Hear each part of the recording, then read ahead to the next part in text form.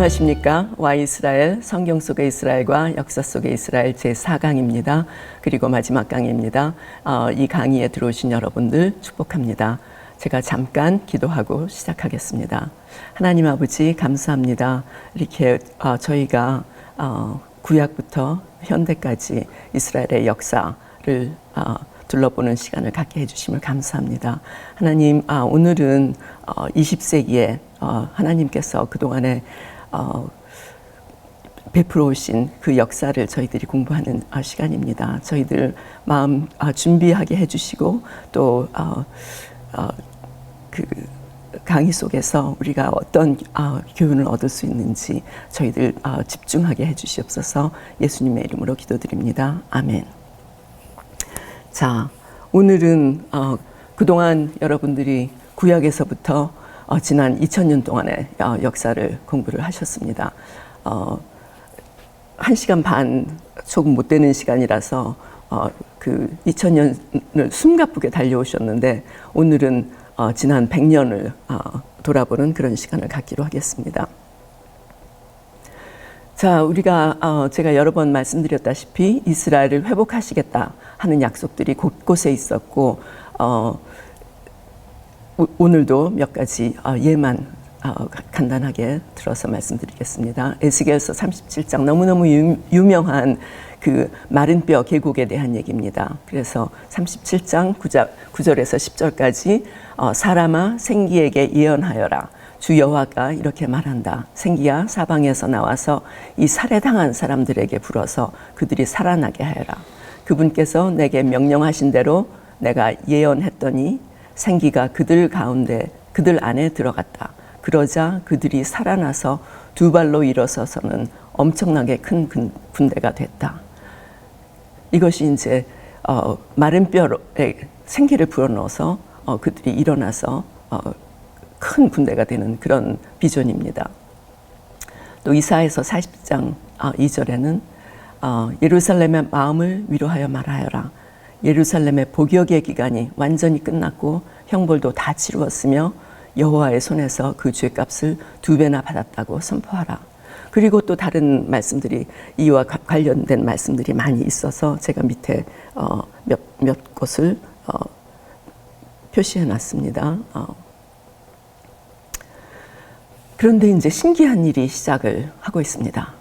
이스라엘의 건국입니다. 지난 시간에 우리가 보셨듯이 주후 70년에 예루살렘이 함락되고 이스라엘이 망하고 그 땅의 이름까지 다 바뀌고 그러고 그들은 다 흩어지고 그래서 전 세계에 유리방랑하면서 한편으로는 참 각 곳에서 그 문명을 일으키는 그런 역할을 중요한 역할들을 해왔고 그럼으로써 또 그리고 성경책을 또 고이 맞소라본도 만들고 출판도 하고 하면서 성경책을 우리에게 전했고 또 그런가 하면 각 그 기독교 국가에서 말할 수 없는 그런 박해를 당한 그런 역사를 우리가 봤습니다. 그런데 이제 오늘은 그것이 반전되는 그런 역사를 우리가 또 보겠습니다. 이스라엘의 건국입니다. 2000년 만에 이스라엘이 건국을 하는데 이사야서 66장 거의 마지막이죠. 7절에서 8절 시온은 진통이 시작되기도 전에 이미 낳았고 산고가 덮치기도 전에 이미 아이를 낳는다. 누가 이런 일을 들은 적이 있느냐? 누가 이런 일을 본 적이 있느냐? 어떻게 땅이 하루 만에 생기고 한 민족이 순식간에 생겨나겠느냐? 그러나 시온은 진통이 시작되자마자 아이들을 낳고 있구나. 스가랴서 8장 6절에 그날에 이 일이 이 백성들 가운데 남은 사람의 눈에는 신기할 뿐이겠지만 그렇다고 내 눈에도 신기한 일이겠느냐? 만군의 여호와께서 하신 말씀이다. 네, 사람의 눈에는 이것이 너무너무 신기해 보일 수가 있습니다. 그러나 내 눈에는 하나님 눈에는 신기한 일이 아니라는 거예요. 그러니까 하나님께서 벌써 오래전부터 약속하시고 예언하시고 선지자들을 통해서 말씀하신 그런 모든 일들이 갑자기 일어난다는 거예요. 이사야서 66장에 보면은 어떻게 땅이 하루 만에 생기고 한 민족이 순식간에 생겨나는 그런 일들이, 시온은 진통이 시작되자마자 아이들이 낳고, 이런 것이 너희들한테는 신기해 보이겠지만 내 눈에는 신기한 일이 하나도 아니다. 왜냐? 예정하고 그대로 준비를 해왔기 때문에. 그래서 이제 여기서 시온은 진통이 시작되자마자, 그래서 이제 시오니즘입니다. 근데 시오니즘이라는 건 제가 조금 이따 설명해 드릴 텐데요. 시오니즘의 이제 발단이, 그러니까는 그 시온 땅으로 돌아가자 하는 그 발단이 된 사건이 하나 있었습니다. 드레피스 사건이라고 굉장히 유명한 사건인데 1884년에 일어난 사건입니다. 이거는 지난 주에는 우리가 러시아와 독일과 이런 데서 일어났던, 러시아의 특히 포그롬 그런 얘기를 말씀드렸는데 이번에는 프랑스에서 일어났습니다. 그래서 이제 프랑스군의 장교였던 유대인이 있었어요. 알프레드 드레피스라고. 그 사람이 독일군 스파이의 혐의를 받아서 당시에는 이제 독일과 프랑스가 굉장히 사이가 좋지 않은 때라서 독일군 스파이의 혐의를 받으면은 굉장히 위험하죠. 그래서 이제 군적을 박탈당하고 종신형을 받아서 프랑스령 기아나 그 악마섬에 유배령이 내립니다. 여러분 혹시 영화 빠삐용 보신 적이 있는지 모르겠습니다. 그 영화가 그 로케이션이 바로 이 악마섬입니다. 아무도 들어가지도 나가지도, 그러니까 한번 들어가면 나갈 수 없는 섬이죠. 거기에 이제 유배가 됩니다. 그런데 이제 그런 령이 내렸는데 실제 간첩이 잡혔어요. 에스트레즈라는 사람이 체포됐는데도 불구하고 카톨릭 교회를 중심으로 해서 반유대주자들이 압력을 강하게 넣어서 드레피스는 그래도 석방이 안 됐습니다. 석방되지 못하고 10년형을 받아요. 그래서 10년형 형량만 감소가 되어서 여전히 악마섬으로 이제 유배가 됩니다. 이런 걸 보고 이제 프랑스의 그 지식인들, 양심적인 지식인들, 특히 이제 에밀 졸라, 여러분들도 잘 아시는 소설가 에밀 졸라, 이런 사람들이 나서서 이제 운동을 하게 되죠. 그래서 정부와 카톨릭 교회를 이제 규탄을 하면서 프랑스 사회가 양분이 되고 집에서는 가족들끼리도 이 문제에 대해서는 얘기를 하면 이제 금방 그것이 그 분쟁이 되고 이런 일들이 있었습니다. 그래서 이제 프랑스 사회가 두 쪽이 난 거예요, 이 사건 때문에. 그래서 이제 프랑스에서는 정교 분리가 이제 이루어지는 계기가 됩니다. 그래서 에밀 졸라 옆에 있는 그 사진에 보시면은 에밀 졸라가 이렇게 대단한 경문을 발표를 합니다. 나는 고발한다. 이런 경문을 이제 신문에 게재를 하자 이것 때문에 이제 이 사람은 군법회의 중상모략죄 이런 죄명으로 1년 선고형을 받습니다. 항소심 하다가 이제 끝났는데요. 프랑스는 우리가 이제 거기서 존 캘빈도 프랑스 사람이고 물론 우리가 스위스 바젤에서 이제 목회를 한 것으로 유명하기 때문에 스위스 사람이라고 생각하시겠지만 워낙은 프랑스 사람입니다. 장 칼뱅. 그런 만큼 프랑스는 개신교가 많겠지라고 생각을 하시는 분들이 계시겠지만 프랑스는 전통적으로 캐톨릭 국가고 그다음에 이제 그 개신교 종교개혁 때 개신교를 엄청나게 압박을 해서 진짜 인구 감소까지 일어났던 그런 국가입니다. 그런 국가였기 때문에 이제 19세기 말에 이런 일들이 일어났었죠. 근데 결국 드레피스는 항소를 하고 1906년에 무죄 판결을 드디어 받았습니다. 그래도 뭐 거의 형량 한 반 이상을 채운 거죠. 그리고 다시 돌아와서 프랑스 군의 장교로 다시 복직이 되고 나중에는 승진도 되고 그런 삶을 살았습니다. 근데 이제 이런 것을 보고, 그러니까 프랑스가 뭐 전국이 이제 한참 동안 뒤끓고 있었으니까요. 그래서 이제 이 사건을 취재한 기자가 하나 있었어요. 오스트리아 출신 유대인 기자 테오도르 헤르츠이라는 사람인데 바로 옆에 사진에서 보시는 분입니다. 네, 이 사람이 이제 드레피스 사건을 취재를 하면서 너무너무 그 반유대주의에 충격을 받았어요. 그래서 이제 그 사건 이후에 정치가 저술가로 변신을 합니다. 그래서 그 다음 해에 유대인들을 위한 독립국가의 필요성을 피력한 책, 유대인 국가라는 책도 출판을 하고, 동시에 이제 이런 그 유럽 내 저명 인사들, 또 심지어는 오스만 제국 그 황제한테 호소를 하지요. 유대인들이 국가를 세우도록 땅을 좀 어딘가 땅을 좀 내어주시라, 이렇게 이제 호소를 합니다. 그러면서 이제 운동을 하다가 드디어 이제 1897년에 스위스 바젤에서 1차 시온 집회를 소집을 합니다. 그래서 이제 그 1차 세계 시온 대회가 1897년 8월 한여름입니다. 에 이제 열리게 되는데, 거기서 이제 그 채택한 그 선언문을 바젤 프로그램이라 이렇게 얘기하는데, 그 첫 줄에 이렇게 나옵니다. 시온주의는 팔레스타인 땅에 국제법으로 보장되는 유대인 조국 건설을 목표로 한다가 이제 그 바젤 프로그램 첫 귀절입니다. 그리고 이제 한 너댓 가지 이제 그 항목이 나오는데, 이외에 국가 건설에 필요한 농업, 과학 등 기술력 확보, 또 하티크바라는, 지금도 이제 그게 국가인데 국가로 채택하고, 은행을 설립하고, 준비위원회 설립안, 이런 것들이 이제 상정이 됩니다. 그리고 이제 처음에는 그 의회를 매년 열어요.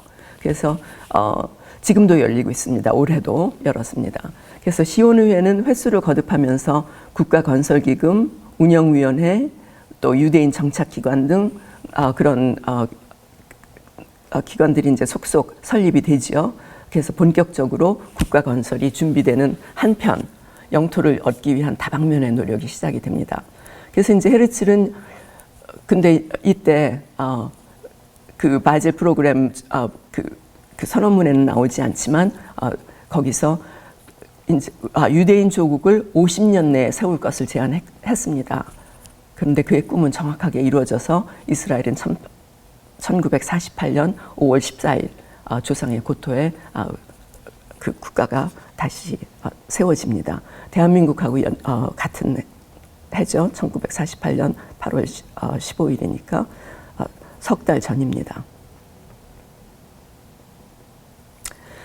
그래서 이제 땅을 그럼 어디다 주느냐, 이 사람들 그 온 세계에 퍼져 있는 흩어져 있는 이 사람들을 다시 모으면 어디다가 이 사람들을 살게 해야 되겠느냐. 그래서 좀 여기저기 좀 유력 인사들이 여기를 줄 수가 있다, 저기를 줄 수가 있다 하고 도와주는 장면들이 이제 연출이 됩니다.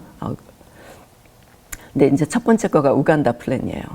근데 이 우간다 여기서 보시면은 그 지도에서 보시면 여기 이제 빅토리아 호수가 있고, 케냐, 지금 우간다, 여기는 공원지대입니다. 여기서 보시는 바와 같이 공원지대인데, 1900년경에 이제 영국에서, 그때가 이제 여기가 영국 식민지였죠. 그래서 영국령 동아프리카 지역에 이제 이주를 할 수가 할 수가 있다라고 이제 제언을 했고, 또 독립국가를 이제 간절하게 열망하는 그 지도자들은 어떤 땅이라도 진짜 받았으면 좋겠다 싶은 생각에 어떤 사람은 급하게 우간다로, 그 당시는 이제 케냐 공원입니다. 옮겨간 그런 사람들도 있었어요. 그런데 이제 결국은 헤르츠리 굉장히 요절을 합니다. 44살에 1904년에 그래서 헤르츠리 이제 그 사망하고 난 다음에 이제 거부하기로 결정을 합니다. 그다음에 이제 러시아에도 땅을 주기로 했어요. 그래서 이제 러시아 여기서 지도에서 보시면 모스크바가 여기 있는데 쭉 가서 3,733마일이나 떨어져서, 여기서 우리 미국에서 그 동부에서 서부로 내려오는 것보다 더 먼 거리입니다. 그래서 이제 그 연해주 지역에 우리가 말하는 바로 여기 연해주 지역에 비로비잔이라는 곳이 있어요. 진짜 시베리아 그 추운 숲속이죠. 거기다가 땅을 주겠다라고 이제 줄 수도 있다라고 얘기를 했어요.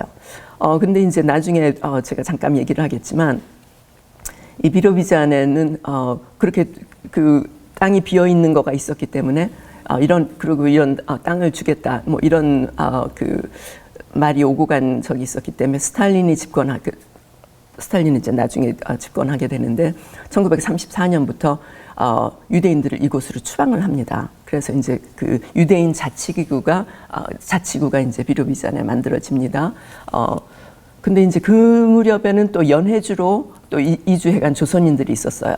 그래서 그 비로비잔에 있는 유대인들과 결혼한 이들도 있었고, 제가 이스라엘에서 만나본 그 한국학을 하는 교수가 한 분이 있는데, 그분의 경우는 조선인 5대라고 그러더라고요. 그러는데 이제 그 한편은 유대인이고 어느 시점에 결혼들을 하셨는지 모르는데, 그래서 자기 정체성을 그러니까는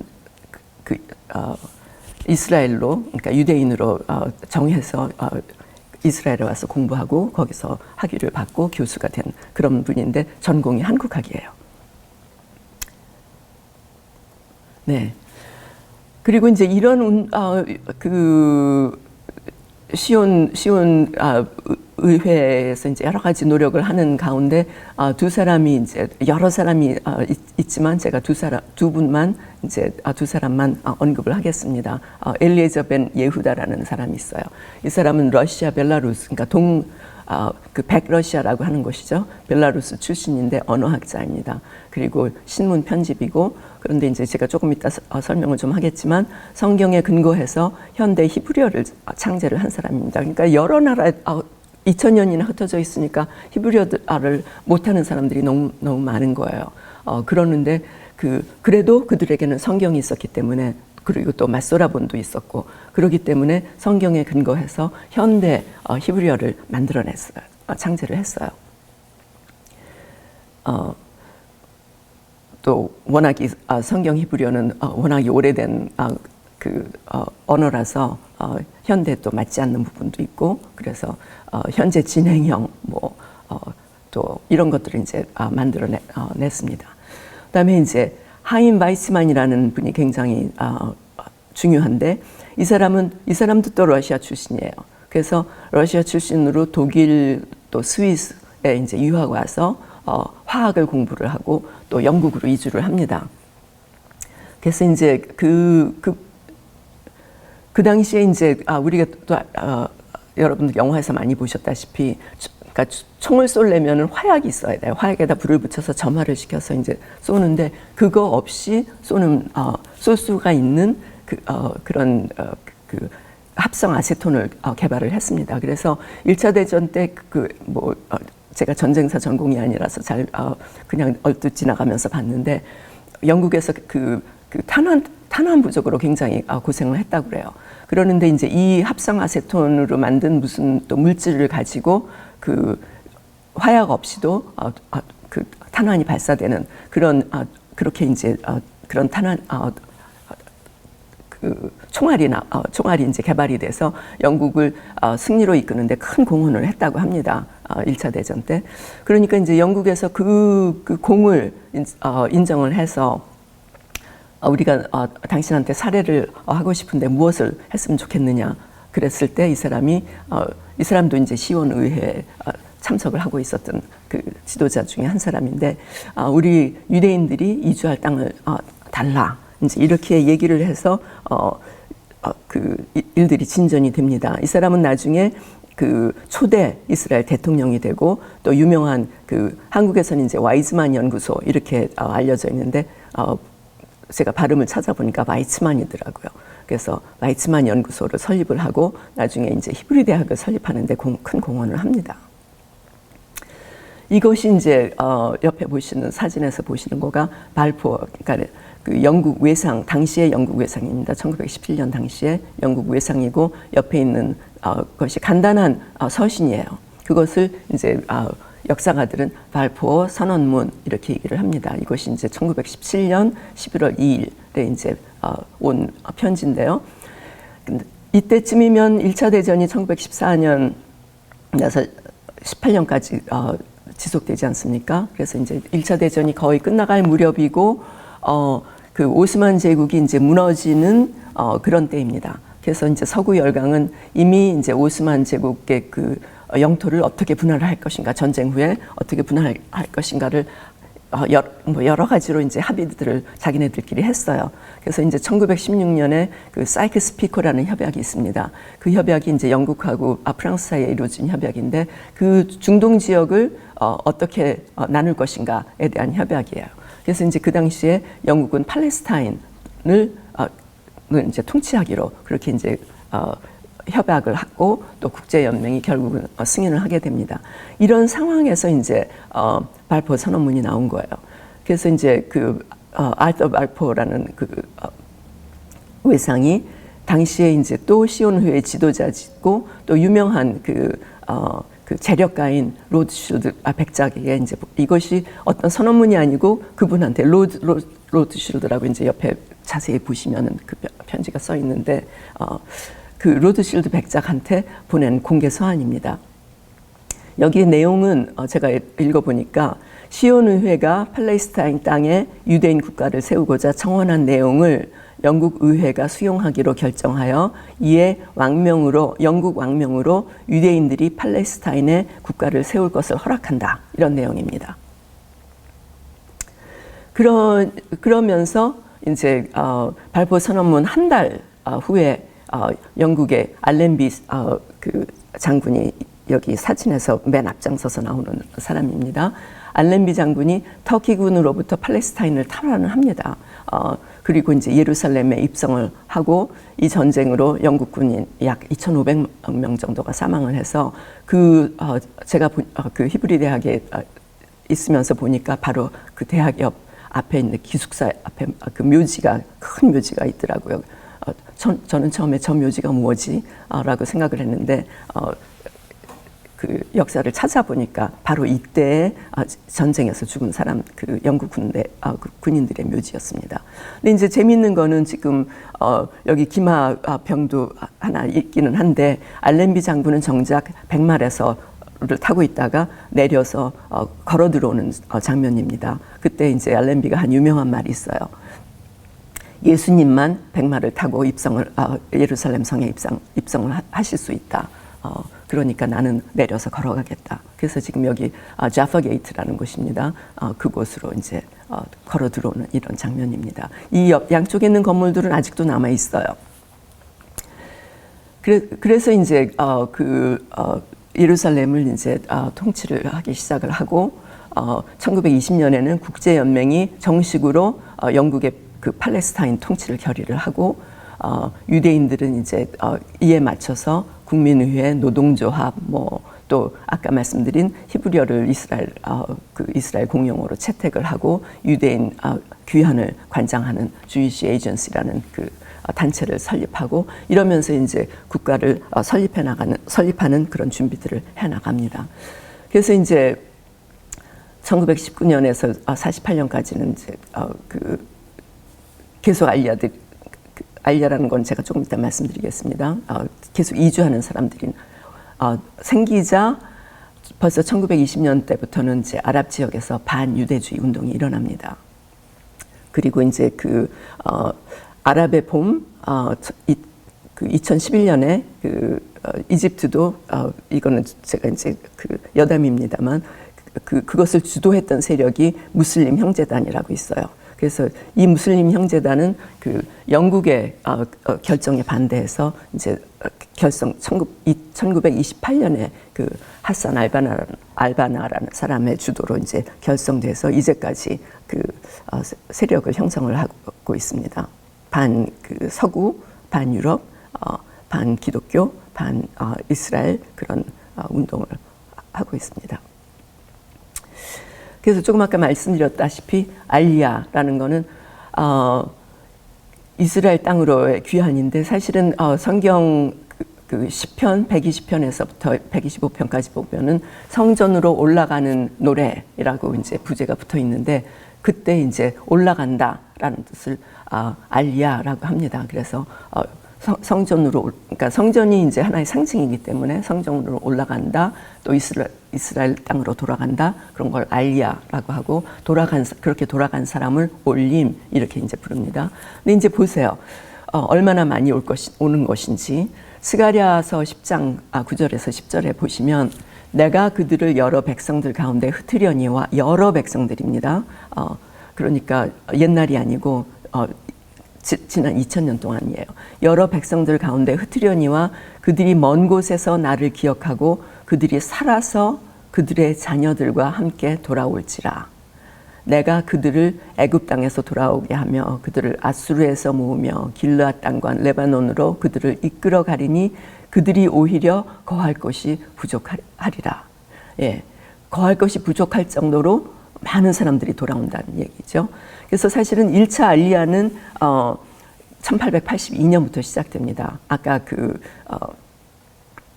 드레피스 사건이 일어나기 전부터 이제 러시아에서 너무너무 피박을 많이 받으니까 러시아 사람들이, 러시아에 살고 있던 유대인들이 대거 팔레스타인 땅으로 이주를 하고 또 시리아에 살던 사람, 예멘에서 살던 사람들 정말 그런 사람 수천 명이 또 걸어서 돌아와서 이제 주로 해안가에 정착을 하게 되고 그래서 이제 텔아비브시가 그때부터 이제 개발이 되는 것입니다.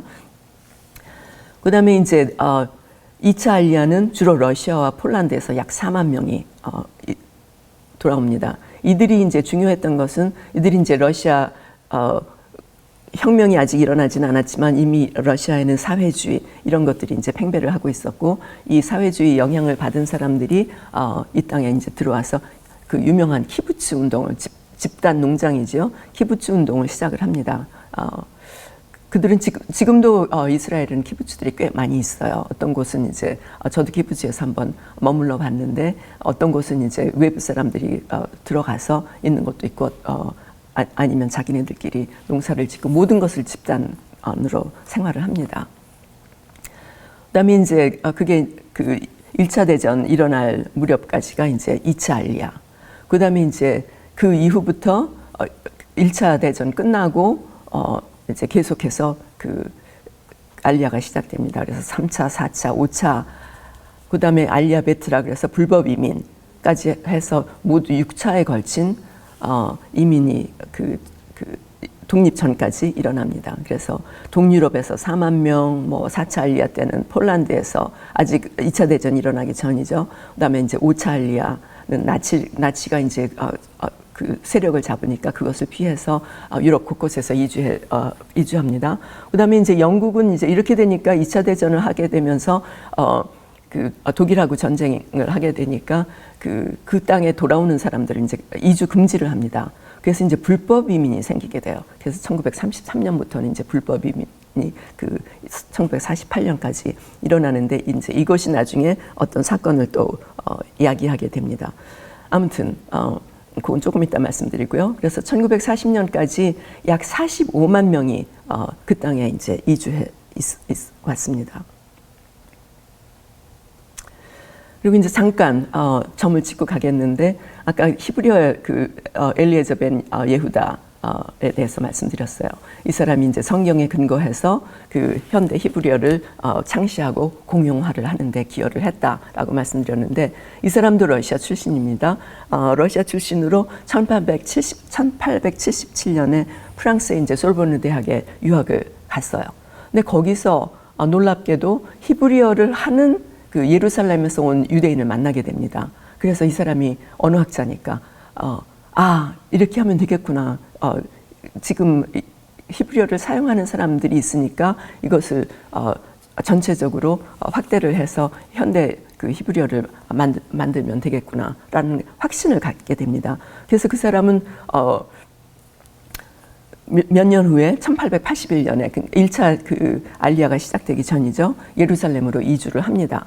그리고 이제 3차 알리야가 될 무렵에는 히브리어가 공용화가 됩니다.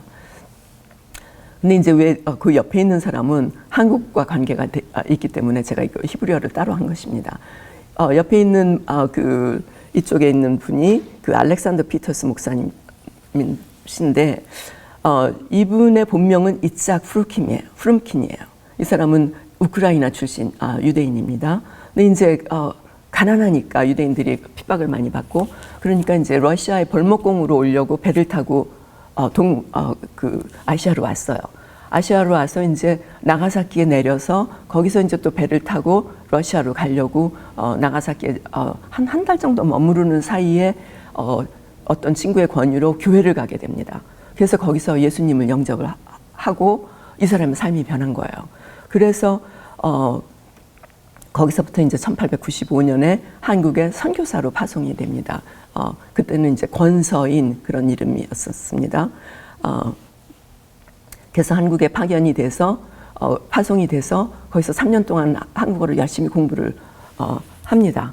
그리고 이제 처음으로 자기가 그 암송하고 있던 시편을 이제 한국어로 번역을 해요. 그래서 시편 찰요. 그래서 시작을 그렇게 해서 이제 그 구약을 한국어로 히브리어에서부터 직접 한국어로 번역을 하기 시작해서 구약 성경이 1911년이 되면은 구약 성경이 한국어로 완역이 됩니다. 그리고 이제 나중에 개혁을 하게 되지만 그리고 난 다음에 이분은 이제 미국으로 유학을 와서 맥코믹 신학대학에서 공부를 하시고 목사 안수를 받고 한국으로 다시 가서 한국에서 이제 1957년까지 계시게 되는데요.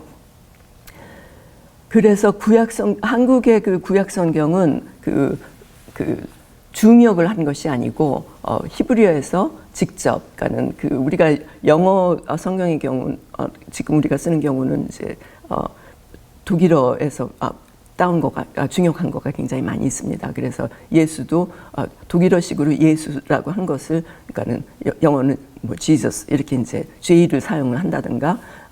사실은 Y를 사용해야 맞겠죠. 아무튼 그런 일이 있었지만 한국어 구약은 히브리어에서 직접 한글로 번역한 거라서 제가 실제로 그 신학교 다닐 때 이것을 한번 비교해 본 적이 있었는데 상당히 어떤 면에서는 영어 성경보다 더 정확한 부분들이 있었습니다. 뭐 차이가 나는 건 아니지만 그 뉘앙스에 있어서 그래서 이제 그런 참 우리는 귀한 유산을 갖고 있는 것을 여러분은 자랑스럽게 생각하시면 좋겠습니다.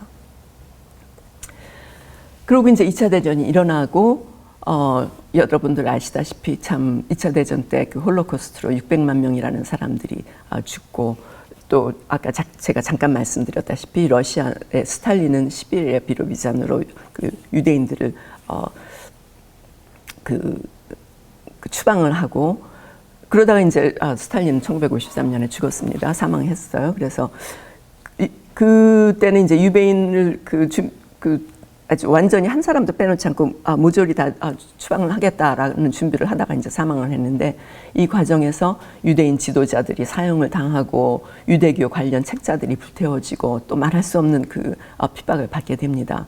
그리고 이제 독일은 1938년에서부터 1945년 전쟁이 끝날 때까지 여러 군데 수용소로에서 이제 유대인들이 가스 챔버에서 이제 사망을 하게 되고 프랑스도 사실은 독일과 협력한 비시 정권이 들어서서 프랑스에서도 그런 일이 일어나고 사실은 제가 이렇게 유럽에 가보면은 안 그런 곳이 없었습니다. 예. 워낙이 2차 대전이 넓게 독일과 이태리와 굉장히 넓게 이제 유럽 전역에서 이제 전쟁이 일어나고 있었기 때문에 그래서 이제 독일과 협력 관계에 있거나 침공을 받은 모든 유럽 국가들에서는 유대인들을 살해하고 체포하고 수용소 구금하고 또 죽이고 이런 일들이 있었습니다. 그리고 그러는 와중에 유대인들은 영국 내에 유대인 대대들만 따로 모아서 우리가 이럴 수가 없다. 그래서 이제 전쟁에 투입을 해서 또 혁혁한 공을 세우는 일도 있었습니다. 근데 이제 이때 또 우리하고 잠깐 관계된 거는 나치를 피해서 이스라엘 땅으로 도망간 사람도 있었지만 또 아시아로 온 사람들도 있었어요.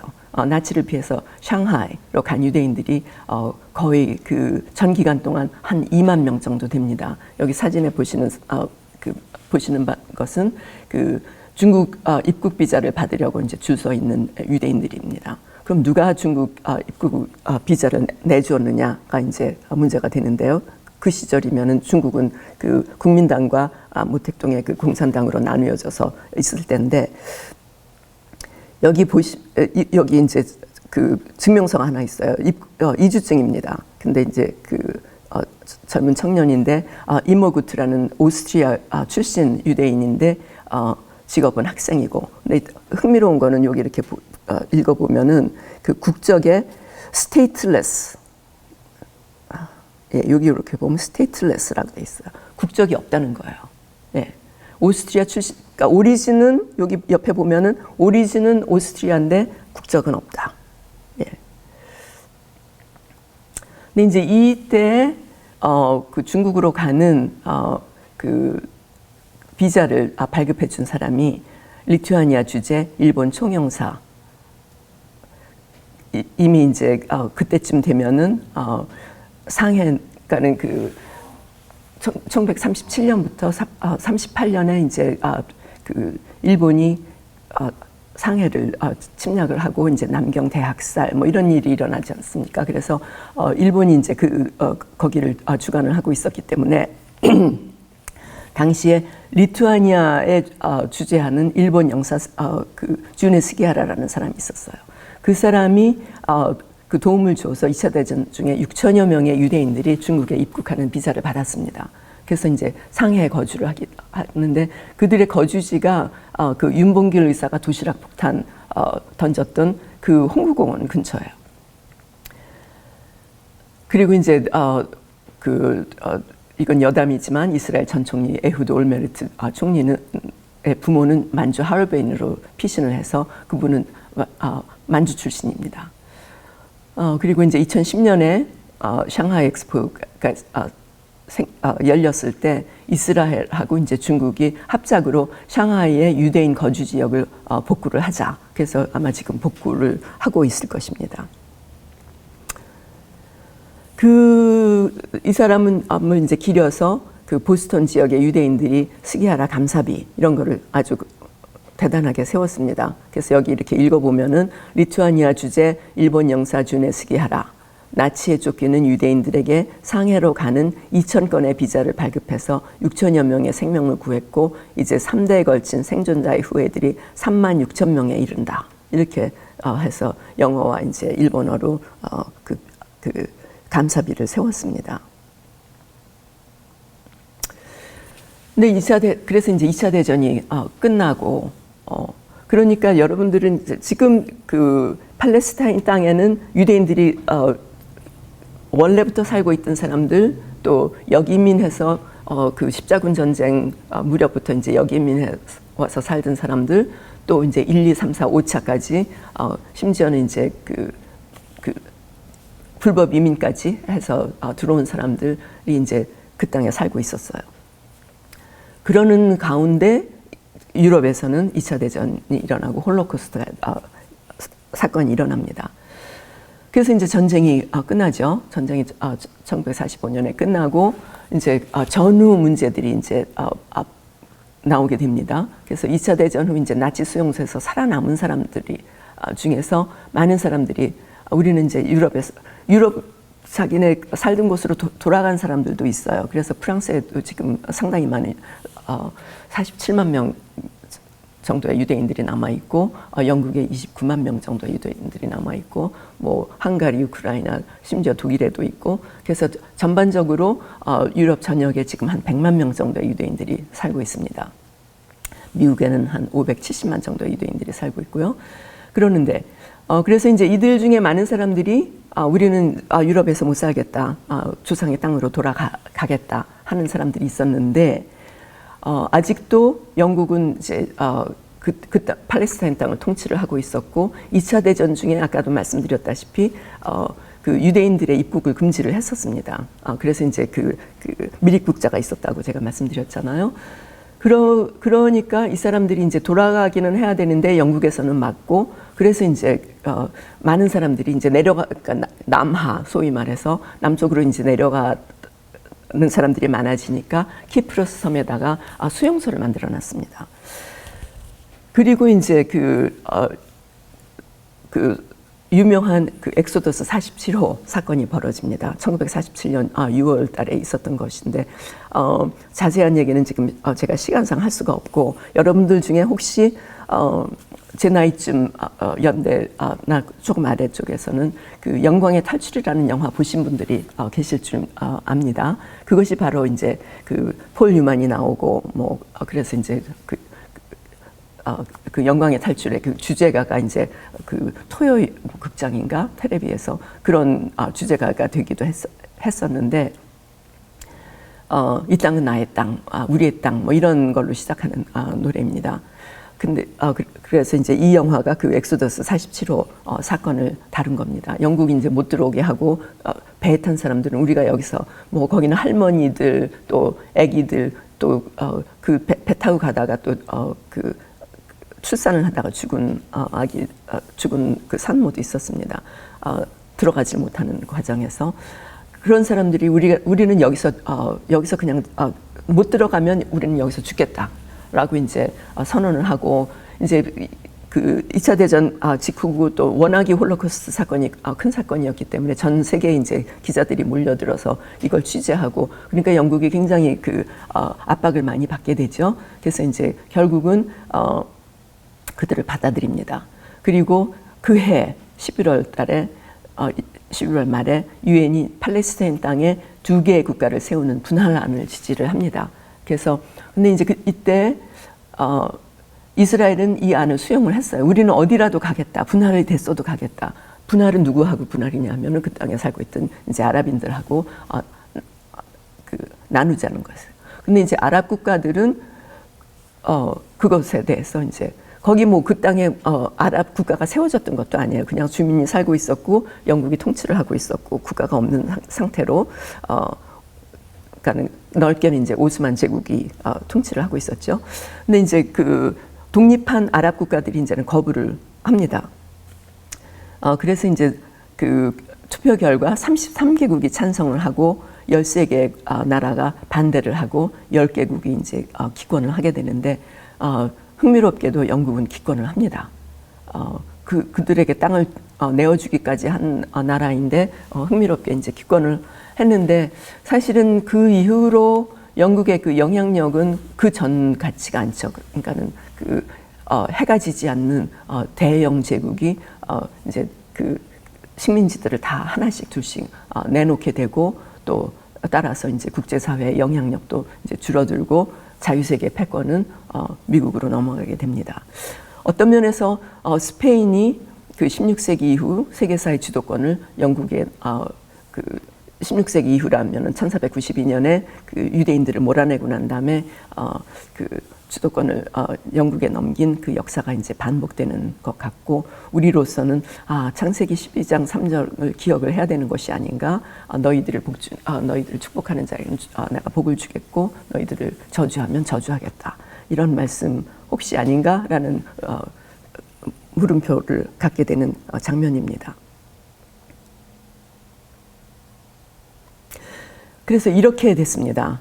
지금 옆에 그 세계 지도에는 그 파란 쪽, 그 초록색들이 된 나라들은 yes, 그러니까는 승인을 한 나라고, 빨간 나라들은 주로 이제 중동 국가들이죠. 인도부터 시작해서 그 터키, 이집트까지 그 중동 국가들은 반대를 했고, 그 핑크빛 아니면 나라들은 핑크빛인지 주황색인지 나라들은 이제 기권을 한 나라들입니다. 중국, 영국, 또 멕시코, 뭐 남미의 몇 나라 등등입니다. 그렇게 됐고, 이 옆쪽에 있는 땅이 이제 이스라엘 땅인데요, 팔레스타인 땅인데, 그 노란색으로 된 곳이 이제 아랍 사람들이 살고 있는 곳이고, 그리고 그러니까는 거기 국가를 세워라 이렇게 나눠서 국가를 세우는 안입니다. 그리고 이제 주황색으로 된 것이 이스라엘들이 가질 수 있는 땅인데, 그 이스라엘이 가질 수 있는 그 많은 부분의 땅은 사실은 살 수 없는 땅이에요. 그 여기서 보시면 노란색이 끝나는 여기가 부에세바거든요. 그러면 우리가 성경에서 알다시피 단부터, 단은 바로 이쪽, 바로 요 지역이겠습니다. 단부터 부에세바까지가 그 이스라엘의 땅이었었어요. 그럼 부에세바 밑에는 뭐냐? 여기는 사막 지역.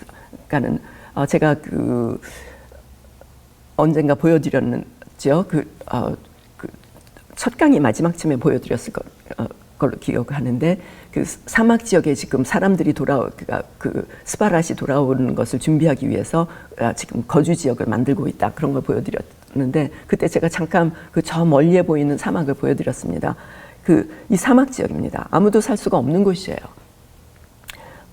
그 당시에는 물도 없고 진짜 그 엑소더스, 그러니까는 출애굽하던 사람들이 불평에 불평을 거듭하던 곳이 그 사막 지역, 그 지역만 준 거예요. 주로 사람들이 살 수 없는 지역을. 그럼에도 불구하고 이스라엘 사람들은 그거라도 좋다라고 받아들인 겁니다. 그래서 이제 그것이 이제 그리고 또 하나 제가 여기 별표를 한 거는, 그래서 보면은 지금 여기가 이스라엘입니다. 그러니까 죄송합니다. 예루살렘입니다. 근데 이제 여기서 이것을 이제 유엔이 분할을 분할이 아니라 유엔이 이제 거기에 주둔하기로 하고, 서쪽 땅 예루살렘은 이스라엘이 가져도 되지만 동예루살렘은 차지를 못합니다. 그래서 그게 이제 더 많은 부분인데 조금 이따 보여드리겠습니다. 그래서 그러니까 예루살렘을 차지하지 못한 그리고 대부분의 사막 지역을 받은, 그리고 이제 이쪽도 보면은 그 해안가 지역은 사실은 여긴 굉장히 모래 모래 지역입니다. 그러니까는 그 모래 언덕 지역이에요. 그래서 사실은 거긴 별로 이렇게 농사를 지을 수 없는, 그러니까 못 쓸 땅들만 주로 준 거예요. 그래서 이제 그 47년 11월에 이게 유엔에서 결정이 되고, 그 바로 아까 우리 이스라엘에서 시온은 해산을 급히 한다. 그러니까는 아이를 갖자마자 해산을 하는 그런 땅이 어디 있겠으며 그런 나라가 어디 있겠느냐, 그런 민족이 어디 있겠느냐라고 말씀하신 것처럼 급격하게 진짜 50년 만에 그 헤르츠리 선언했던 그 50년 만에 나라가 세워집니다. 그래서 땅도 생기고 국가도 생기고 영토도 생기고 사람들도 돌아오고, 그래서 이제 그 1948년 이것이 이제 이스라엘 독립 선포하는 장면입니다. 이때 너무너무 급하게 되었기 때문에 이 뭐 의자 이런 것들도 제대로 준비를 못했었다고 그런 일화들이 많이 있습니다. 맨 뒤 이 배경의 이 초상이 바로 이제 테오도르 헤르츠리고, 지금 벤구리온 그 초대 수상이 그 독립 선포를 하는 거고, 이제 그 하이즈만이 그 대통령이 되고, 이스라엘은 대통령이 있고 그 밑에 이제 총리가 있고 이제 내각이 있고 이렇게 되는데요. 그리고 이제 벤구리온이 이스라엘 초대 총리가 됩니다. 그래서 이스라엘에 성지순례 가시는 분들은 벤구리온 그 국제공항에 도착을 하실 것입니다. 그래서 이제 그 1948년 5월 14일에 국가가 수립이 되고, 같은 날 영국 군대는 철수를 합니다. 같은 날. 그러는데 바로 다음 날 이제 중동 전쟁이 시작이 됩니다. 그래서 아랍군이 침공을 시작을 했고, 이 전쟁 중에 이제 전쟁이 대규모로 일어나니까 또 팔레스타인 주민들은 전쟁 중에 쫓겨가거나 도망간다라고 이제 나옵니다. 근데 이제 쫓겨간 것이냐 도망간 것이냐에 대해서 굉장히 민감해서 얼마 전에 그 제가 뉴욕 타임스 그 기사를 읽다 보니까는 이것을 쫓겨갔다고 맨 처음에 기사가 나왔어요. 그랬더니 또 누가 전 세계적으로 또 뭐 해서 도망갔다고 맨 처음에 나왔는데, 그걸 쫓겨갔다고 고치고 그것도 또 안 된다. 그래서 이제 결국은 세 번째 그 정정 기사를 내면서 쫓겨갔거나 도망갔다. 그리고 해석은 각자가 하시라, 이렇게 정정 기사를 내는 것을 본 적이 있었습니다. 아무튼 쫓겨갔거나 도망을 갔거나 팔레스타인 사람들이 많이 나가서, 지금도 사실은 시리아에 그 굉장히 큰 그 팔레스타인 그 캠프가 있어요. 난민 캠프가 있습니다. 물론 이스라엘 내에도 있고요.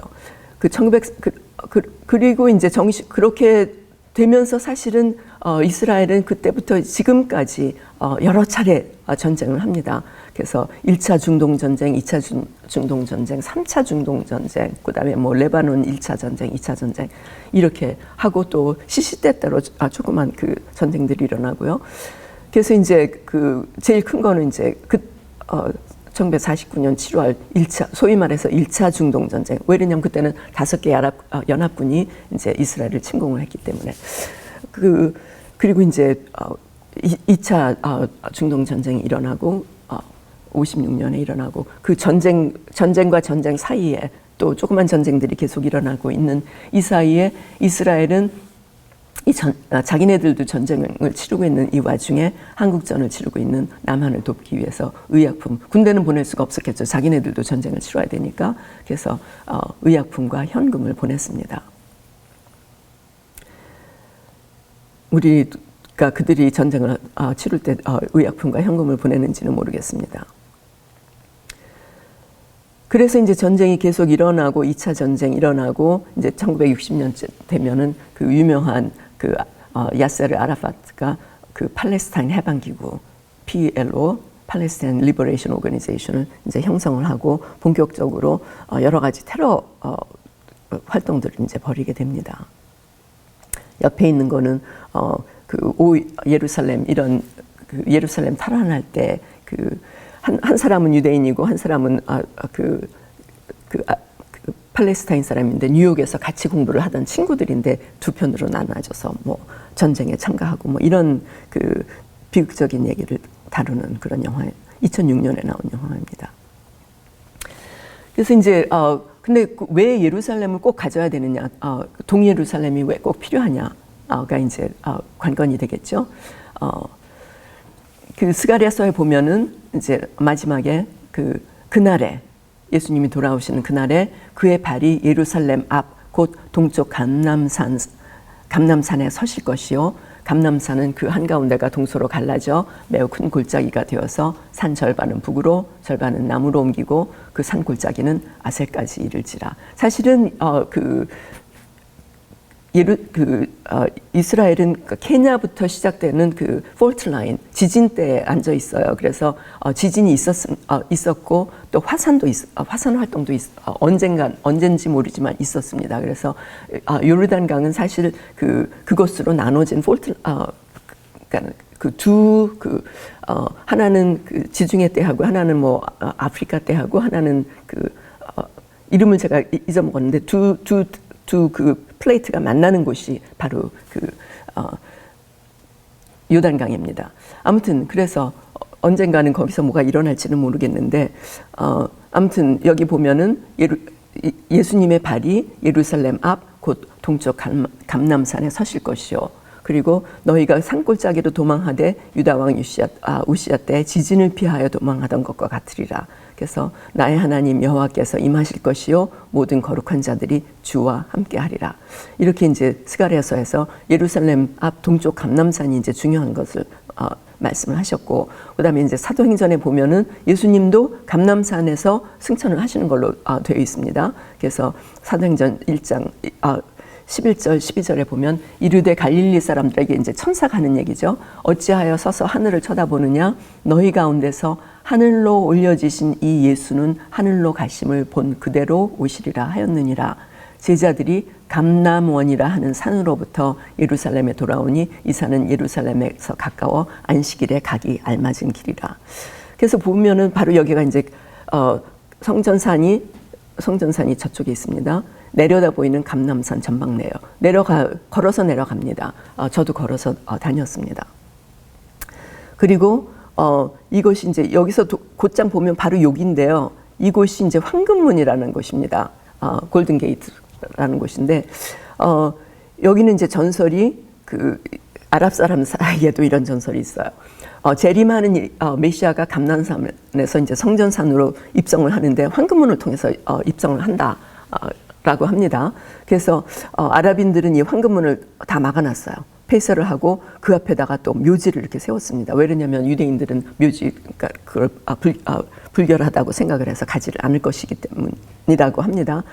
믿거나 말거나 하지만 이렇게 되어 있습니다. 특별히 여기만 이렇게 아랍인들의 묘지가 있어요. 그리고 문들 중에서 특별히 이 문만 그러니까 성전산에서 바로 직선거리에 있는 이 문만 지금 폐쇄되어 있는 상태입니다. 흥미롭죠?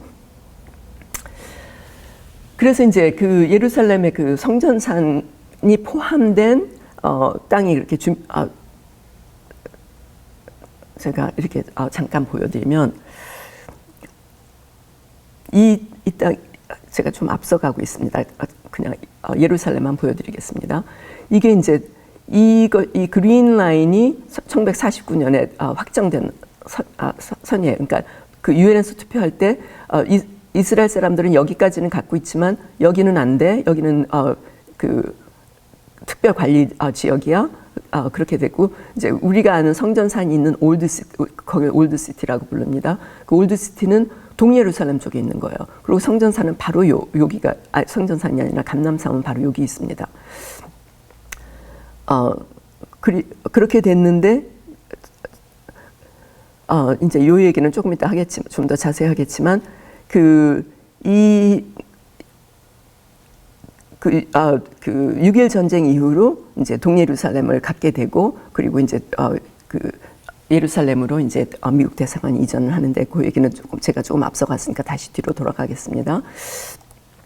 그래서 이제 예루살렘 회복은 이스라엘 사람들한테 또 우리들한테 그 성경의 말씀을 믿는 사람들한테 다 중요한 것이죠. 근데 이제 6.1 전쟁의 그 유명한 여기에 대해서도 굉장히 에피소드가 많기 때문에 진짜 흥미진진한 얘기가 있는데 시간상 해드릴 수 없음이 굉장히 안타깝습니다. 근데 67년에 이제 6.1 전쟁이 일어나는데 너무너무 이상한 계기로 전쟁이 일어납니다. 그 이스라엘은 전혀 전쟁을 할 생각이 없었어요. 준비도 안 돼 있고 그랬는데 그 당시에 그 소련의 외상이 코시긴이라는 사람이 있었는데 코시긴이 그 잘못된 정보를 흘린 거예요. 그 뭐냐면은 이스라엘이 이집트뿐만 아니라 이제 그 당시에는 이집트를 침공하려는 계획을 하고 있다라는 그 잘못된 정보를 왜 흘렸는지 모르지만 그런 정보를 흘렸습니다. 그래서 이집트 그 당시 이제 대통령이 나세르 대통령이었는데 이 사람이 저도 어렸을 때 기억납니다. 이 사람이 스웨즈 운하 제 나이를 짐작을 하시겠죠. 스웨즈 운하를 국유화를 하는데 영국에 맞서서 이제 국유화를 해서 저도 어렸을 때 저희 그 아버지하고 이제 친구분들이 야 나세르 대단하지 않냐 영국에 맞서서 스웨즈 운하를 국유화했다 뭐 이런 얘기를 하시는 거를 제가 들었던 기억이 나는데 그만큼 한국에서도 그 사람이 대단한 것으로 이제 생각할 만큼 당연히 아랍 세계에서는 이 사람이 영웅으로 부상을 합니다. 그래서 이제 이 사람이 중동의 그 맹주로서 그 아랍 세계의 힘을 모아서 이제 이스라엘을 우리가 그럼 먼저 침공을 하자. 그래서 침공을 하고 다 준비를 하는데 이스라엘에서는 이거 우리 준비도 안 됐는데 이거 어떻게 하지? 그래서 이제 뭐 설왕설래를 하다가 그 당시에 이제 군 지도자였던 모세 다얀 그 한쪽이 전쟁 때문에 한쪽 눈을 잃어서 이제 안대를 끼고 다니던 그 유명한 사람인데 그 사람이 선제 공격을 하자라고 이제 결정을 하고 어느 날 아침에 시리아 요르단 새벽에 가서 그 비행장에 있었던 그 공군기들을 다 폭격을 합니다. 순식간에 폭격을 해요. 그러고 이스라엘은 이제 그 시내반도는 전차로 둘러쌉니다. 그래서 그렇게 되니까 이제 군사력이 없으니까 시리아나 요르단이 폭격을 할 수가 없어요. 그리고 이스라엘은 그러니까 이집트는 자기네 정예 부대를 다 시내반도에다가 집어넣고 있었는데 그들은 이제 아무 그러니까 공격을 할 수가 없게 되죠. 그래서 이제 6일 동안에 이스라엘을 둘러싼 시리아, 요르단, 이집트들이 다 이제 패배를 하게 됩니다. 그리고 이제 제가 그 다큐멘터리를 봤는데 참 시내 광야에서 이렇게 그 사람이 살 수 없는 그런 광야에서 걸어서 거기를 탈출을 시도하는 그 이집트 정예군 군사들을 제가 본 적이 있습니다. 아무튼 이런 참 비참한 일들이 그러고 이제 나오다가 그 비참하게 아사드하고 막 이러는데 그런 일이 있고 난 다음에 이제 나세르 대통령은 불과 2년 후에 심장마비로 젊은 나이에 52세라는 젊은 나이에 심장마비로 이제 요절을 합니다. 역사가들은 그가 자신의 실수로 해서 상심을 해서 사망했다 이렇게 이제 시적인 표현을 하고는 있습니다. 그래서 이제 예루살렘이 회복이 되는데 그 당시에 그래서 이제 이스라엘이 시내반도를 다 점령을 하게 되죠. 67년 전쟁으로. 그렇지만 차츰차츰 그 평화를 위해서 사다 대통령하고 이제 그 캠프 데이비드 조약 뭐 이런 거를 하면서 차츰차츰 다 돌려줍니다. 그 시내반도 땅을 다 돌려주고 서한 지구도 만들고 2001년에는 이제 이렇게 돼서 이 지역에는 이제 그 서한 지구 이제 가자 지역까지 다 내주고 이 땅은 이제 이집트 땅이 되고 이렇게 이제 영토를 많이 차지를 했다가 이제 그 평화를 위해서 점진적으로 양보를 하는 이런 일들이 벌어집니다. 그래서 이제 6.1 전쟁 이전의 이스라엘과 이제 현재 사마리아인데 그때는 6.1 전쟁이 그러니까 67년 이전에는 이렇게 지금이 이제 이스라엘에 가서 이 지역을 뭐라고 부르나 보면은 누군지를 알 수가 있어요. 웨스트뱅크라고 부르는 사람들은 주로 이제 유럽 사람들입니다. 그다음에 사마리아라고 부르는 사람, 그 사마리아라고 부르는 사람들은 이스라엘 사람들이에요. 왜냐면 여기가 사마리아 땅이었기 때문에. 네. 그래서 이제 사마리아 땅을 이렇게 하고 베들레헴은 여기 아랍 지역에 있습니다. 그리고 이제 갈 수는 있어요. 대신에 헤브론은 지금 들어가기가 힘듭니다. 헤브론에 이제 그 조상의 묘들이 있는 곳이죠.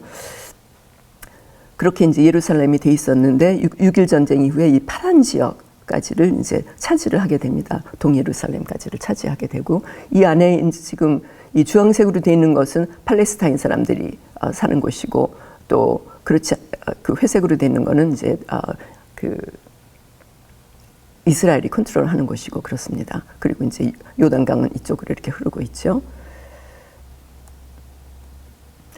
그래서 이제 영토 분할을 끊임없이 요구를 하고 있고 그리고 기본적으로는 유엔에서 영토를 분할하는 것을 승인을 했기 때문에 영토를 분할을 해서 그 나라를 세우느냐 이런 일들이 아직까지도 그 문제가 해결이 되지 않고 있어서 이렇게 계속적으로 이제 그 땅에서 테러가 일어나는 그 요인이 됩니다. 그래서 아까도 말씀드렸다시피 이제 그 동이스라엘을 차지를 하게 됩니다. 이스라엘 속에서. 그럼 예루살렘의 회복은 어떤 의미가 있느냐? 아까 그 스가랴서에서 보신 거 말고도 누가복음에 이렇게 나옵니다. 21장 24절에 예루살렘은 이방인의 때가 차기까지 이방인들에게 짓밟히리라. 그럼 이방인의 때가 끝나면은 예수님이 이제 돌아오실 때가 가까워온다는 얘기죠. 근데 이제 예루살렘은 조금 아까 말씀드렸다시피 6.1 전쟁의 결과로 이제 이방인들에게서 짓밟혔던 예루살렘이 이스라엘로 돌아옵니다. 성전사는 아직도 요르단 왕의 관리하에 있지만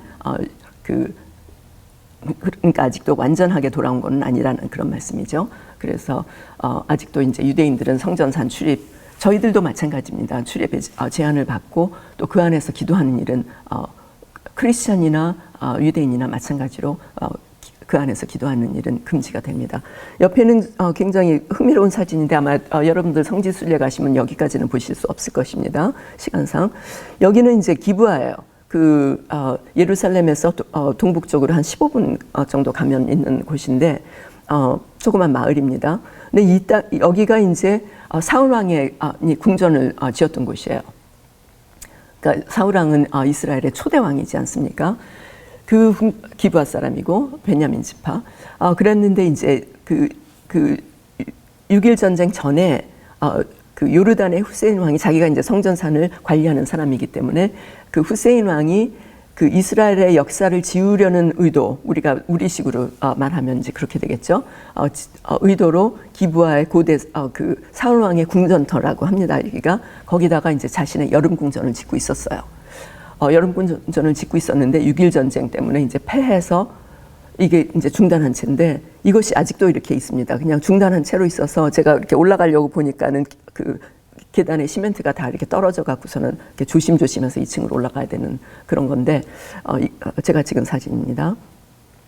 그래서 이제 이스라엘은 이 미완성 건물을 역사의 학습장으로 이렇게 흉물이지만 보존을 하고 있습니다.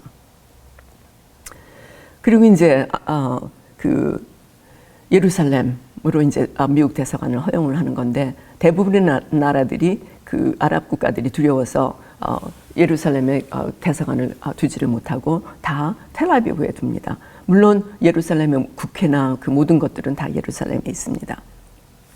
이거 지금은 이제 그 옮기기는 옮겼는데 급하게 옮기느라고 지금은 이제 영국 영사관 건물을 사용하고 있는데 이제 이것이 미래에 그 세워질 지금 완공될 그 예루살렘 소재 미국 대사관의 모형도입니다. 근데 이제 미국 대사관이 옮기니까 그 옮기기 전부터 그 예루살렘 이전을 반대해서 가자 지구를 이제 장악한 무장 단체가 그 민간인들을 동원을 해서 연일 지금도 이제 가끔가다 이거를 이런 시위를 벌이는데요. 그 불 달린 연, 그다음에 폭탄이 집어넣어진 풍선, 그다음에 이렇게 그 타이어를 태우는 일 이런 물론 돌을 던지고 뭐 이런 일들을 연일 벌여서 그 이스라엘 사람들의 그 농토를 태우고 숲을 태우고 뭐 이런 일들이 일어나고 있었습니다. 가자지구라는 것은 어떤 곳이냐면은 여러분들이 그 삼손을 잘 기억하실 것입니다. 삼손이 블레셋 도시 가자의 다곤 신전 그 기둥을 두 팔로 무너뜨려서 거기에 모였던 그게 이제 마지막이죠. 자기도 죽고 이제 마지막으로 눈이 멀은 그 삼손이 나와서 그 3천 명이 죽은 사건이 이제 사사기에 있습니다. 이것을 묘사한 모자이크가 발견이 됐습니다. 그 어떤 그 회당에서 회당은 흥미롭게도 가자 지역에 있는 회당이 아니고 갈릴리 지역에 있는 회당이라고 합니다. 저는 아직 가보지는 못했습니다. 그 발굴터를. 여기가 이제 가자가 이제 지중해예요, 여기가. 그리고 이제 이것이 뭐 여러 가지 성터들입니다.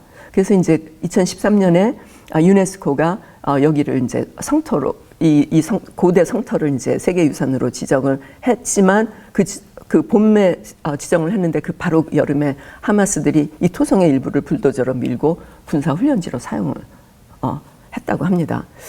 또 이 가자의 또 유명한 곳은 간다게 네시, 이디오피아 여왕 간다게 네시가 복음을 받아들인 곳입니다. 빌립이. 그래서 이제 가자의 지역에서 그런 일들이 있었던 것입니다. 그곳이 지금은 이제 하마스가 그 장악한 팔레스타인 사람들이 사는 곳입니다. 아까도 말씀드렸지만 그 예루살렘에 대해서 국제사회의 입장은 참으로 묘합니다. 그래서 대한민국을 비롯해서 모든 나라의 대부분의 나라의 그 대사관들이 텔아비브에 있고 이제 재작년인가요 벌써 미국은 이제 그 5월 14일 이스라엘 건국 70주년을 기념해서 자국의 대사관을 미국 대사관을 이제 예루살렘으로 이전해서 여기 보면 도널드 트럼프라고 써 있죠. 그래서 이 기념패입니다. 그래서 이제 미국이 대사관 옮기고 난 다음에 뭐 체코나 과테말라 뭐 이런 나라들이 이제 이전을 했거나 이전 준비 중에 있습니다. 그래서 아까도 말씀드렸다시피 그 스가랴서나 사도행전에서 그 예루살렘 동예루살렘 회복이 이제 성경적으로 중요하다 이런 말씀을 드렸습니다. 그리고 이제 지지난 시간에 그 신약을 하면서 이스라엘의 회복과 이방의 축복에 대해서 말씀을 드렸었어요. 근데 이방의 축복이 그럼 사실은 역사적으로 볼 때 이스라엘이 이제 회복이 되는 시기가 이제 시온 의회가 열린 때 아닙니까?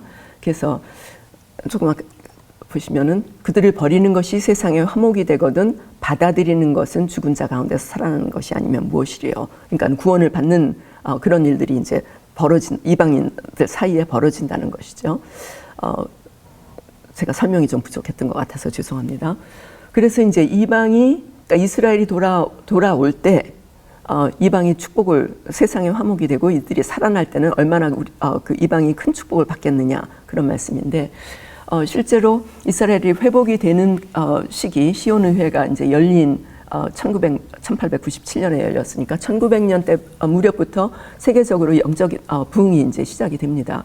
영국의 웨일즈 대부흥이 1904년부터 있었고, 인도에도 이제 카시아 지역, 이게 아쌈 지역 입니다. 그 고원 지역인데 거기 대부흥이 또 있었고,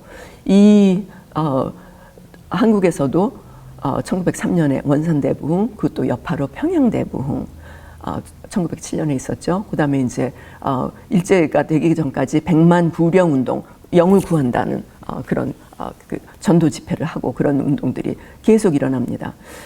유대인 전도도 또 지난번에 제가 말씀드렸다시피 유대인 전도 단체들이 벌써 1800년 때부터 생기기 시작을 하고, 그래서 1920년, 30년 때는 그 메시아닉 유대인들이 전 세계적으로 굉장히 많이 늘어나게 됩니다.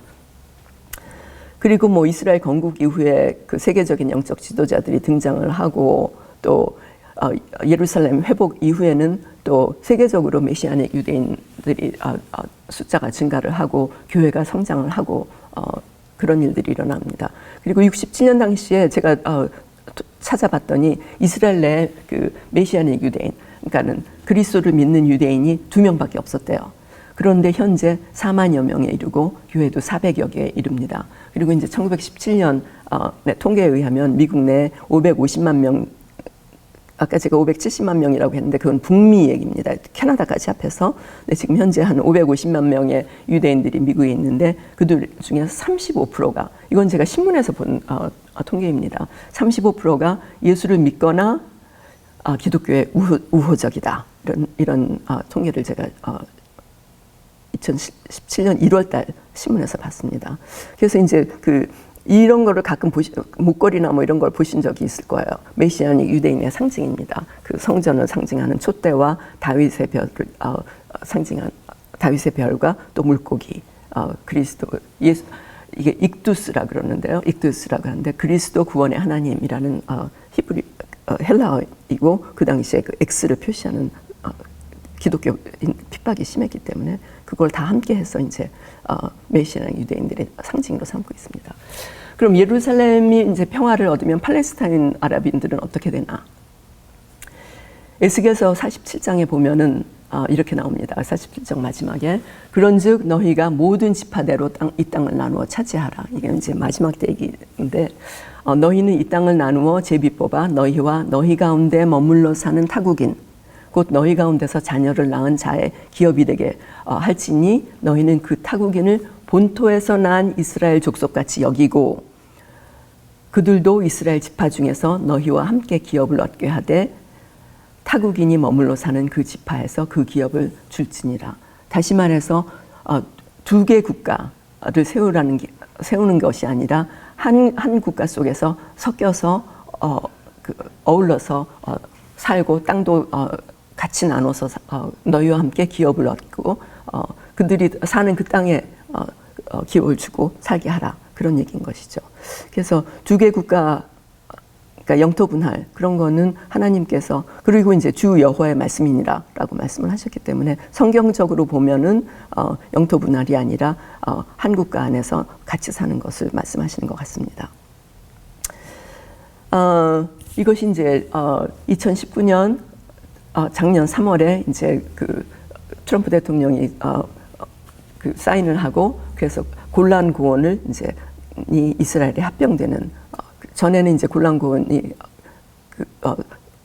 그 서한 지역 같이 이렇게 이제 이스라엘 통치 지역이 아니었는데 지금은 이제 통치 지역으로 이렇게 바뀌었습니다.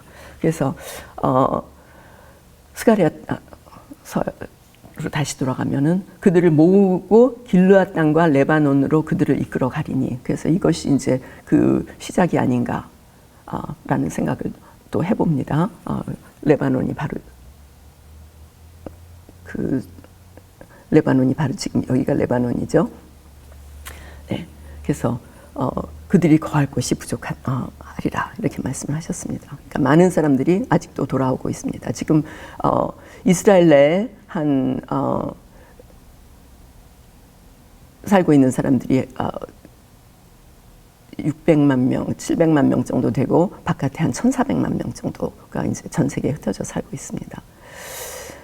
이스라엘의 평화의 길, 굉장히 요원해 보입니다. 그래서 우리가 굵직굵직한 사건들만 봐도 검은 구월단 그 분파가 이제 올림픽에 참가해서 한 이스라엘 국가 선수들을 전원 살해한 사건이 있었습니다. 그리고 이제 이스라엘의 모사드가 그 사람들을 끝까지 찾아가서 이제 복수하는 그것을 이제 스필버그가 영화로 뮌헨이라는 영화로 만들었던 적이 있었고, 또 뭐 욤키프르 전쟁, 우간다 그 엔테베 항공기 납치 사건, 정말 군사 역사에 굉장히 특이한 그 사건. 그러니까는 그것도 이제 그 아랍 테러리스트들이 그 유대인들 107명이었는데 이제 한 분은 또 다른 할머니는 이제 뭐 거긴 또 다른 사연이 있고, 그래서 인질을 전원 구출을 하고 이제 지휘관들도 한 명, 지금 그 네타냐후 총리의 형인 요니 네타냐후 중에 한 사람만 희생당하고 전원이 구출되는 그런 사건. 또 뭐 캠프 데이비드 평화 조약으로 이제 땅을 그 시내반도를 다시 돌려준 사건, 뭐 등등 해서. 그러나 또 그 인티파다, 그 팔레스타인 항쟁이 시작되고 전쟁이 있고 이런 여러 가지 사건들이 쭉 있는데 제가 일일이 설명을 할 수가 없으니까 여러분들이 그냥 나중에 한번 다시 돌려서 보시면 되겠습니다. 그래서 이제 지금까지도 뭐 정착촌 문제 건설, 또 뭐 그 내전이 아니라 그 아랍인들 테러, 또 뭐 군사적인 그런 조그만 전쟁들, 이런 것들이 끊임없이 이제 일어나고 있어요. 근데 이제 제일 큰 그 위협은 사실은 핵 위협입니다. 그 이란에서 이제 호시탐탐이 이란의 그 목표가 그 이스라엘을 지중해로 밀어넣는 거다. 그리고 이제 지금 대통령 아니고 이전 대통령 그 아흐마드네자 대통령이 공개적으로 그렇게 얘기를 했습니다. 그리고 이제 이거는 좀 흥미로운 사진인데요. 그 이란의 군사학교 졸업생 군화 바닥에 이스라엘을 짓밟겠다, 이제 이런 뜻이겠죠. 국기가 그려져 있는 것을 볼 수가 있습니다.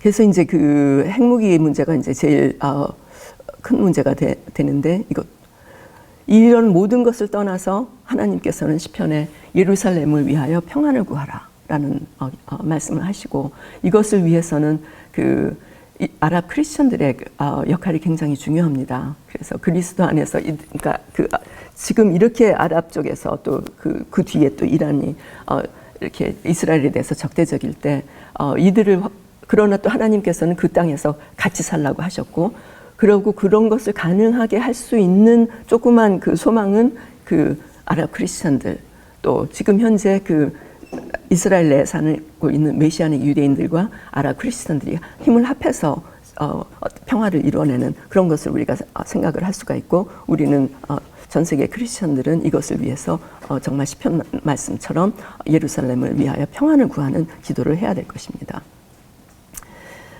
그래서 이제 그 이스라엘은 직접적으로 자기네들이 위협을 받기 때문에 그 핵 위협을 제거하는 노력을 굉장히 많이 합니다. 그래서 시간이 많이 갔기 때문에 제가 간단하게만 설명을 하면은, 벌써 1981년에 이락에서 프랑스와 합작으로 이제 그 오시라크라는 곳에서 핵 시설을 핵 개발을 하고 있었는데, 그 원자료를 가서 폭격하는 그런 일이 일어나고, 그때 이것도 정말 손에 땀을 쥐게 하는 그런 그 흥미진진한 이야기들이 있고, 또 이란의 경우는 그 북한의 기술을 지원을 받아서 또 핵 개발을 하고 있습니다. 그래서 얼마 전에는 한 2007년인가요? 그 이스라엘이 그 북한의 그 원심 분리기와 똑같은 것을 이제 만들어 가지고 실험을 해서 거기다 그 이란에 있는 그 원심 분리기에다가 그 컴퓨터 바이러스를, 스터넥스라는 컴퓨터 바이러스를 심어 가지고 핵 개발을 몇 년 그 지연시킨 그런 일도 있습니다. 이란의 그 어마어마한 그 핵 시설들입니다.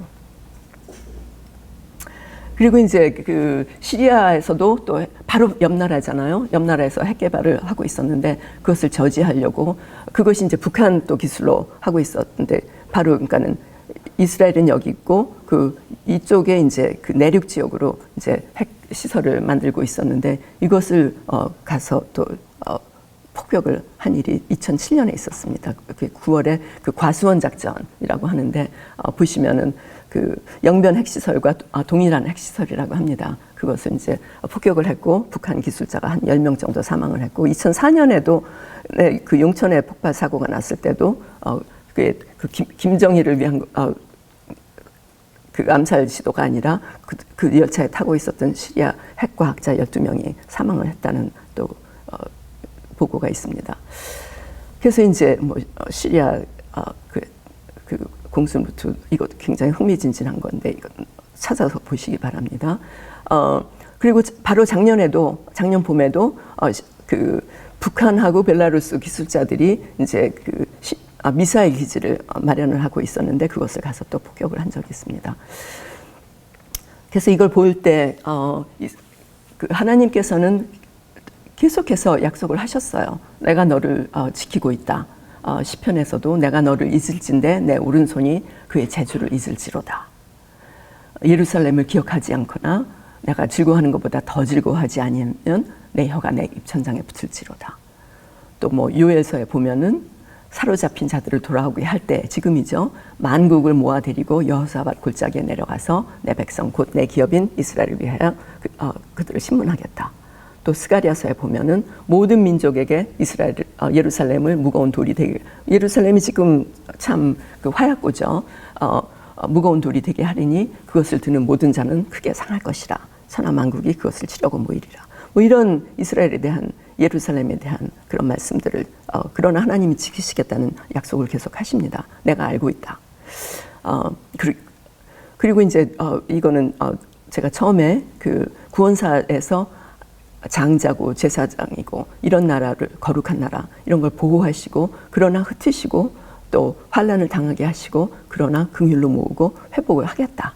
그런 민족을 회복을 하고 땅을 회복을 하고 그다음에 영적으로 회복을 하겠다.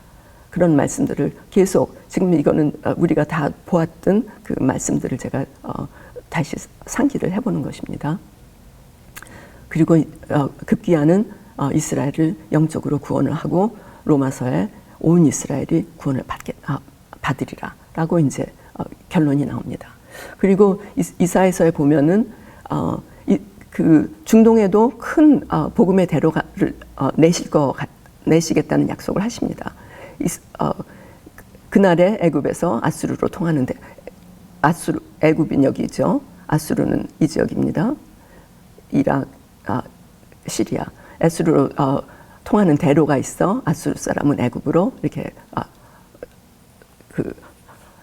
통하고 그다음에 애굽 사람이 아수르 사람과 함께 경배하리라. 이건 하나님께 경배하는 얘기예요. 이스라엘이 그냥 바로 그 전에 이제 이집트의 회복을 말씀을 하고 계시기 때문에 그날에 이스라엘이 애굽 및 아수르와 더불어 셋이 세계 중에 복이 되리니 하나님께서 말씀하시는 복은 항상 그 복음입니다. 그러고 이제 내 백성 애굽이여 내 손으로 지은 아수르여 또 나의 기업 이스라엘이여 복이 있을지어다. 그런 일들이 이제 일어날 것이고 그런데 이제 그 열방 교회와 이스라엘이 하나됨이 굉장히 중요해서 에베소서를 여러분들이 어떻게 보시는지 모르지만 2장 11절에서부터 17절 여기서 제가 16절이라고 했는데 17절까지 굉장히 중요한 말씀을 하십니다. 육체로는 이방인이요 할례를 받은 무리라 칭하는 자들로부터는 할례를 받지 않는 무리라 칭함을 받아. 그러니까 말하자면은 이방인과 그 이스라엘이 이제 하나가 되는 거예요. 그리스도 예수 안에서 그리스도의 피로 전에는 멀리 있던 너희가 가까워졌다는 거예요. 그래서 둘을 하나로 만드사 막힌 담을 자기 육체로 헐으시고 이 둘로 자기 안에서 한 새 사람을 지어 화평케 하시고, 그러니까 이방 그 열방 교회와 이스라엘 교회, 그러니까 믿는 이스라엘인들과 예수 안에서 그 그리스도 안에서 그리스도의 피로 한 새 사람을 지어서 화평하게 하시고 거듭해서 십자가로 이들을 한 몸으로 만드시고 원수된 것을 십자가로 소멸하시고 이들을 한 몸으로 하나님과 화목하게 하시고 가까운 먼데 있는 너희는 이방인이죠. 17절에 또 가까운 데 있는 자들은 유대인 믿는 유대인들입니다. 그들로 말미암아 우리 둘이 한 성령 안에서 아버지께 나아감을 얻게 하려 함이라. 그러니까 여기서 누누이 말씀하시는 것은 믿는 이방인들과 다시 말해서 우리 이방인 교회들과 믿는 유대인들이 하나님 안에서 주 안에서 하나가 돼서 화평해서 함께 한 성령으로 아버지께 나아감을 얻게 하는 것을 부탁을 하시는 겁니다. 그래서 이제 그것을 하나 되기 위해서, 그러니까 바울 사도도 굉장히 여러 가지 노력을 했어요. 그 바울은 베드로에게 역사하사 그를 할례자의 사도, 그러니까 유대인의 사도, 나는 이방인의 사도. 그래서 우리는 이제 서로 우리는 이방인에게로, 그들은 할례자에게로. 또 그런데 이제 다만 여기서 이제 중요한 거는 가난한 자들을 기억하도록 부탁하셨으니 이것은 이제 가난한 그 예루살렘 교회, 유대인 교회를 이제 부탁을 하셨으니 예루살렘을 교회에서 이방 교회가 헌금을 해야 된다는 얘기, 헌금 얘기를 자주 합니다. 그리고 바울은 실제로 이런 그 이방 교회를 다니면서 헌금을 많이 해서 그 당시는 동전이었 뭐 금화, 은화 뭐 이런 거잖아요. 그래서 굉장히 무거운 돈을 들고 여러 장정들, 동역자들이, 청년들이 이제 같이 그 전도 여행을 하게 되는데, 그래서 이제 사도행전에 보면은 바울이 이제 예루살렘 교회에다가 헌금을 하려고 그 많은 돈을 갖고 왔다는 것을 이미 벨릭스가 알고 있어서 그 가이사랴 빌립보에 갇혀 있을 때 바울에게서 돈을 받을까 싶어가지고서는 더 자주 불러 같이 얘기하더라, 뭐 이런 얘기가 나옵니다. 그래서 그 하나됨을 위한 것은 이런 그 물질적인 그런 교류, 그리고 서로 섬김, 이런 것들을 이제 부탁을 하시는 거죠. 그래서 우리가 이제 결론적으로 무화과의 비유, 여름과 끝에 대해서 우리가 지지난 시간에 배웠습니다. 그래서 여름, 끝, 또 무화과의 나무의 비유를 배우라. 그렇게 되면 여름이 가까운 줄 알고, 그렇게 되면 인자가 가까이 곧 문 앞에 이른 줄 알리라. 또 누가복음에서도 여름이 가까운 줄을 우리가 아는 자연이 아나니 이것은 하나님의 나라가 가까이 온 줄을 알라 하고 하십니다. 무화과로 상징되는 이스라엘이 회복되고 있습니다. 우리가 깨어서 다시 오실 주님의 길을 예비하는 시간인 것 같습니다.